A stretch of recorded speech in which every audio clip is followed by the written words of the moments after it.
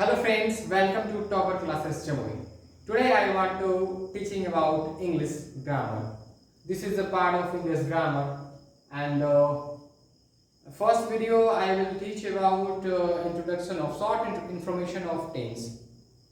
तो आज मैं इसमें एक डिटेल से मैं आपको बताने वाला हूँ टेंस के बारे में और कितने प्रकार होते हैं, उसके कितने काइंड होते हैं, वो सब समझेंगे। तो चलिए वीडियो को स्टार्ट करते हैं। और आप लोग अगर चैनल पर नए हैं तो ज़रूर चैनल को सब्सक्राइब कीजिएगा। हमारे चैनल का नाम है आर्यन द एस्पिरेंट और इस प्लेटफॉर्म का नाम है टॉपर क्लासेस जमुई बिहार। तो चलिए मैं स्टार्ट करता हूँ।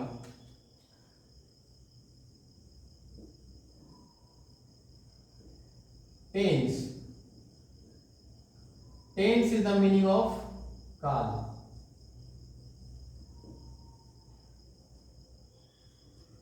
इसमें से मैं आप लोगों को अच्छी तरह से जानकारी होगा कि टेंस जो है तीन प्रकार के होते हैं, present tense, past tense, future tense. तो प्रेजेंट टेंस में 4 काइंड होते हैं। जैसे होता है पहला प्रेजेंट इंडेफिनिट टेंस, जिसे सिंपल प्रेजेंट टेंस कहते हैं। दूसरा होता है प्रेजेंट इम्परफेक्ट टेंस और तीसरा होता है प्रेजेंट परफेक्ट टेंस और चौथा होता है प्रेजेंट परफेक्ट कंटिन्यूअस टेंस। इसी प्रकार सारे टेंस के 4 भेद होते हैं। तो इसमें से मैं एक बार आप लोगों को फिर से लिख देता हूं ताकि आप लोगों को अच्छी से समझ में आ जाए। ठीक है, पहला इसमें जो है प्रेजेंट टेंस और दूसरा जो है आपका पास्ट टेंस और तीसरा है आपका फ्यूचर टेंस। ठीक है, तो इसमें जो आपके होते हैं प्रेजेंट टेंस में 4 पार्ट होते हैं। तो पहला होता है प्रेजेंट इंडेफिनिट, प्रेजेंट इंडेफिनिट या simple present tense, present tense. तो आज के इस वीडियो में हम यही पढ़ने वाले हैं, प्रेजेंट इंडेफिनिट टेंस या सिंपल टेंस। और दूसरा जो होता है इसमें प्रेजेंट इम्परफेक्ट टेंस और जो तीसरा है इसका प्रेजेंट परफेक्ट टेंस और चौथा है आपका प्रेजेंट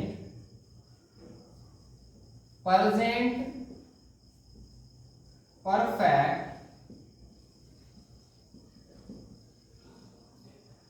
कंटिन्यूअस टेंस। तो इसी तरह से ये प्रेजेंट टेंस के 4 काइंड होते हैं, पास्ट टेंस के भी 4 काइंड होते हैं और फ्यूचर टेंस के भी 4 काइंड होते हैं। तो आज हम पढ़ने वाले हैं प्रेजेंट इंडेफिनिट टेंस या सिंपल प्रेजेंट टेंस। ठीक है, तो चलिए मैं स्टार्ट करता हूं। आप लोग इसे स्क्रीनशॉट ले सकते हैं।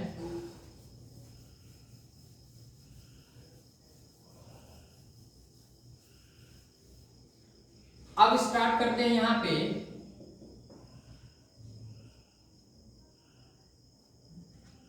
आइडेंटिफाई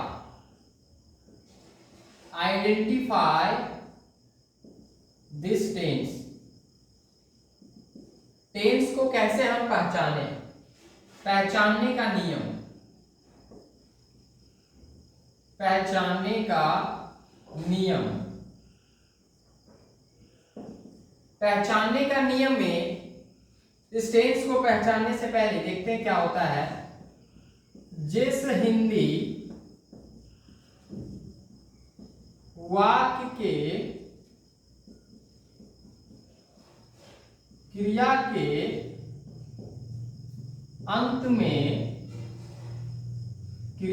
अंत में ता है, ते है, ती है इत्यादि लगा रहे लगा रहे उसे क्या कहते हैं? Present indefinite tense.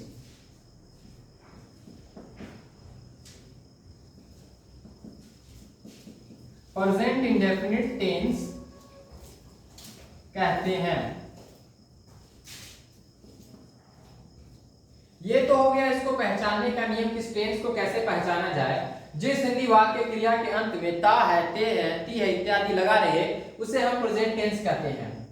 अब आते हैं इसका अगला पॉइंट में कि हम इसे ट्रांसलेशन कैसे बना सकते हैं। तो making of translation rule. Making of translation rule. इसके ट्रांसलेशन बनाने का नियम आई वी यू दे के साथ भरवन लगाया जाता है।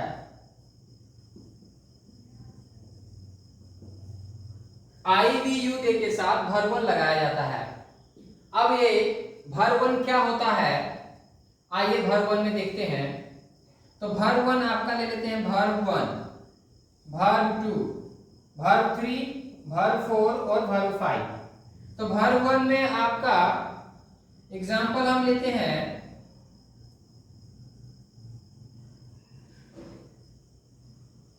Read, read, read, reading, reads. तो इसमें जो आपका verb 1 ये होता है, verb 1 आपका नो चेंज, verb 1 कोई चेंज नहीं होता है। आपका कैसा भी वर्ड हो वो चेंज नहीं होता है, वैसा का वैसा ही रहता है। और verb 2 आपका चेंज होता है। लेकिन ये एक सेंटेंस था। अब दूसरा हम देख लेते हैं, जैसे eat, ate, eaten, eating, eats। ठीक है, तो ये देखिए आपका नो चेंज हुआ है, ईट का ईट ही रहेगा, इसमें चेंजिंग हुआ है, इसमें चेंजिंग हुआ है। लेकिन आपका जो verb 4 रहेगा उसमें ing लगेगा। आपका verb 5 में s या es लगेगा। आपका verb 5 में क्या लगेगा? s या es लगेगा। अब आपको डाउट नहीं होगा कि verb 1 क्या होता है, verb 2 क्या होता है, verb 3 क्या होता है। ठीक है, तो चलिए अब यहां से हम ले लेते हैं इसके, अब देखते हैं ही सी,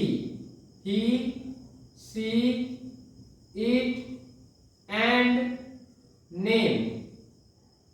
नेम के साथ एस या es लगाया जाता है, लगाया जाता है।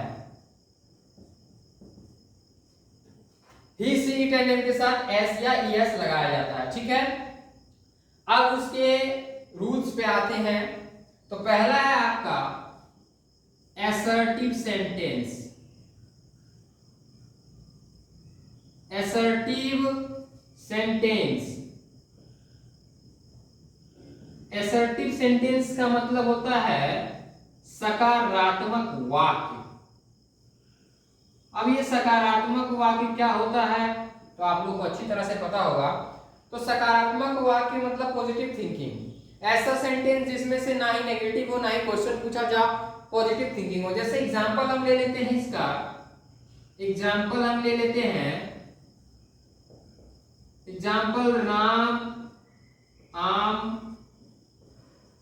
खाता है। तो इसमें कोई सा नेगेटिव सेंटेंस नहीं आ रहा है, नहीं है। तो फर्स्ट ऑफ ऑल आते हैं, ये क्या है? राम। तो राम है तो राम लिख लेते हैं, RAM, राम। राम आम खाता है, तो पहले क्या होगा? खाना। तो खाना का क्या होता है? खाना का ईट होता है। ठीक है, चलिए ईट हम लिख लेते हैं। अब हम बताए गए थे कि ही सी इट एंड नेम के साथ क्या लगाया जाता है? एस या एस लगाया जाता है। तो राम क्या है? राम नाम है, तो ही सी इट एंड नेम के साथ एस या एस लगाया जाता है। तो Ram एट्स, Ram eats a mango, Ram eats a mango। यह आपका assertive सेंटेंस का एग्जांपल हो गया। और इसके स्ट्रक्चर की बात की जाए, इसका स्ट्रक्चर, इसका जो स्ट्रक्चर होता है, इसका जो रूल होता है, इसका जो रूल होगा आपका पहले क्या है,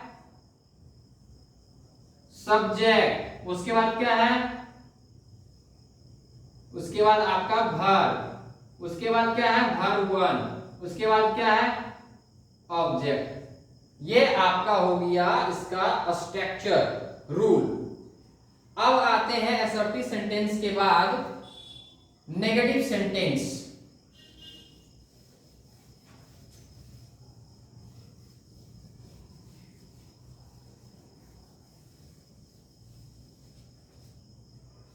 इसका अब आते हैं नेगेटिव सेंटेंस की ओर।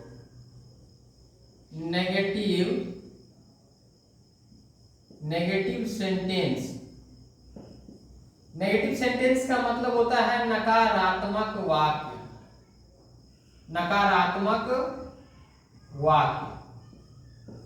अब ये नकारात्मक वाक्य क्या होता है, इसकी एग्जांपल से हम समझते हैं।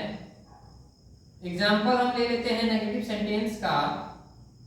मैं स्कूल नहीं जाता हूं, मैं स्कूल नहीं जाता हूं, तो इसको हम बनाते हैं आई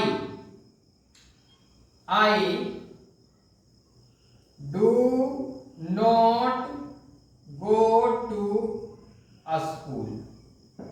अब यहां आपको कंफ्यूजन होगा कि यहां पे डू कैसे लगा।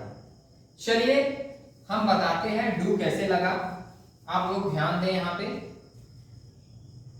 इसका हम रूल आते हैं या स्ट्रक्चर बोले तो आपको पहले क्या है, subject plus verb, do does plus not plus verb one plus object. ये इसका स्ट्रक्चर हो गया। तो ये देखिए सब्जेक्ट प्लस वर्ब, इसमें वर्ब था कुछ नहीं था, subject plus verb plus not plus verb one plus object. अब ये वर्ब वन जो होता है ये आपका verb one verb two plus verb three ये होता है, वर्ब फोर वर्ब फाइव। और एक वर्ब जो आपका यूज होता है जैसे इज हो गया, एम हो गया, आर हो गया, ये सब चीज होता है। तो देखिए सब्जेक्ट पहले क्या है मैं, तो मैं का इंग्लिश क्या होता है आई, इसमें वर्ब था कुछ नहीं था आई। उसके बाद क्या है, देखिए इसमें एक सेंटेंस हम बताते हैं यहाँ पे, आई वी यू दे के साथ नेगेटिव सेंटेंस वाले केस में, नेगेटिव सेंटेंस वाले केस में, नेगेटिव सेंटेंस वाले केस में क्या करते हैं, डू और डज लगाते हैं, डू और डज लगाते हैं।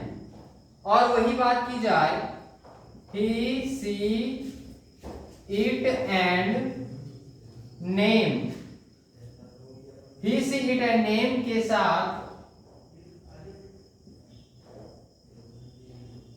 देखिए मैंने यहां थोड़ा सा मिस्टेक कर दिया है, यहां पे आई वी यू दे के साथ डू लगाया जाता है और ही सी इट एंड नेम के साथ डज लगाया जाता है।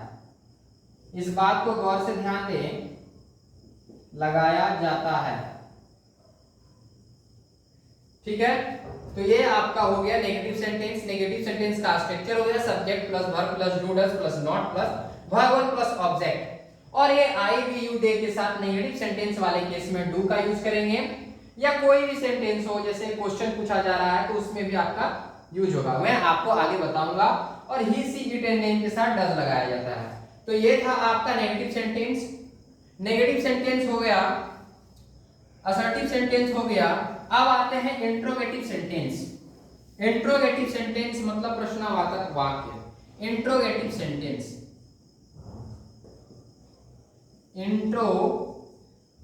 इंट्रोगेटिव सेंटेंस इंट्रोगेटिव सेंटेंस मतलब प्रश्नवाचक वाक्य। ठीक है, तो इसका पहले हम एग्जांपल लेते हैं कि प्रश्नवाचक वाक्य का क्या एग्जांपल है। एग्जांपल ले लेते हैं।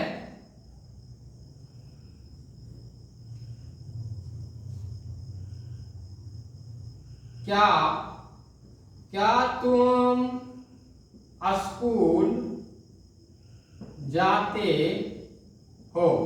Question mark. अब इसका रूल हम लिख लेते हैं।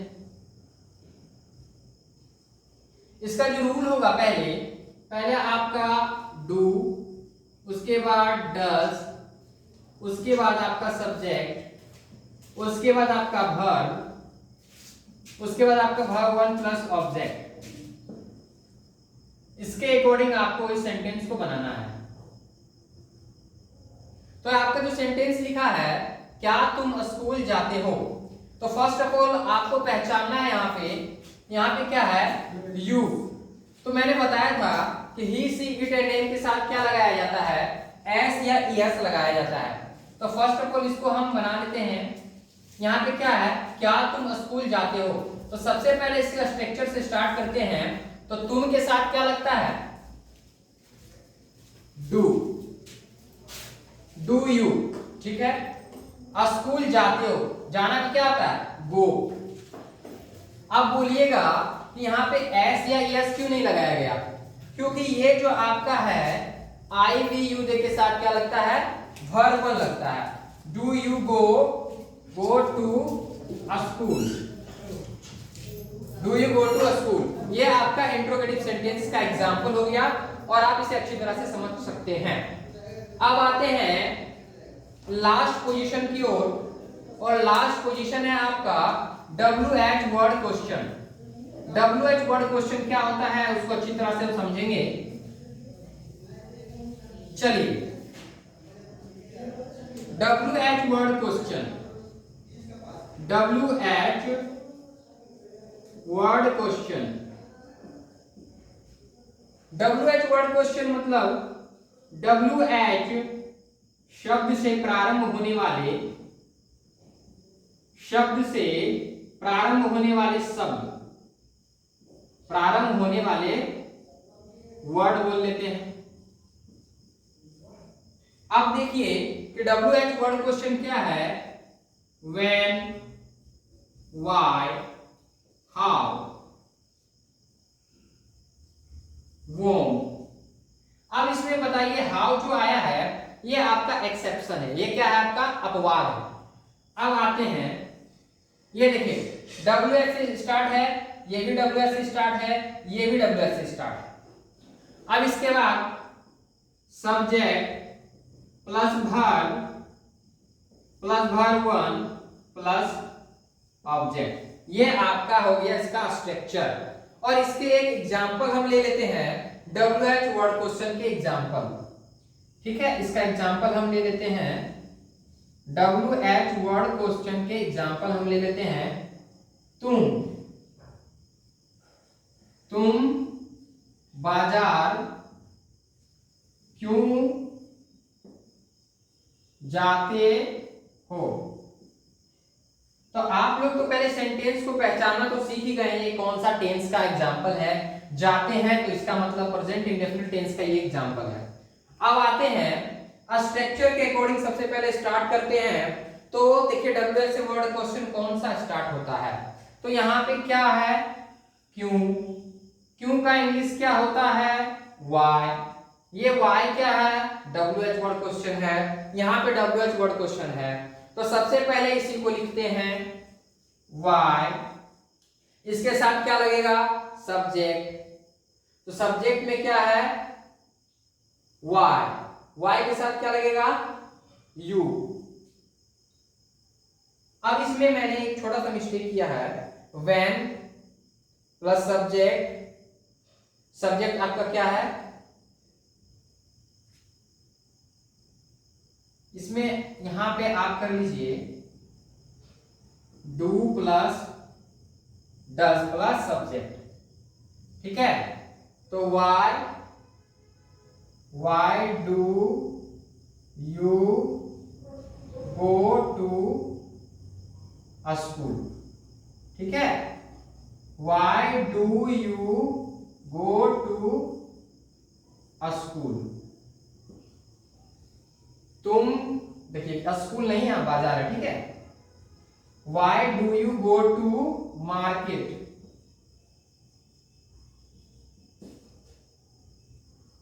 तो ये आपका था WH वर्ड क्वेश्चन का। WH सबसे प्रारंभ होने वाले y plus do plus does plus subject plus verb plus verb plus object.